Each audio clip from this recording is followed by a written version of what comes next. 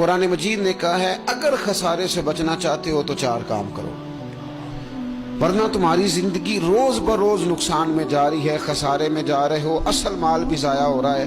یہ 4 باتیں اگر تم اپنے اندر پیدا کرنے میں کامیاب ہو گئے تو تم خسارے سے بچ گئے۔ کون کون سی؟ الا الذین آمنوا، ایمان لاؤ، پختہ ایمان، یقین کامل کی دولت، یؤمنون بالغیب، غیب پر ایمان، طاقتور قسم کا ایمان، ایسا ایمان کہ جو انسان کو اتنا پختہ کر دے کہ اس کے لیے نیکی کے راستے پہ چلنا آسان ہو جائے اور بدی سے خود بخود اس کی طبیعت چاٹ ہونے لگے۔ پختہ ایمان ہو، مضبوط، وعاملوا الصالحات، اور پختہ ایمان کے بعد پھر اعمال صالحہ سے اپنے آپ کو آراستہ کرو۔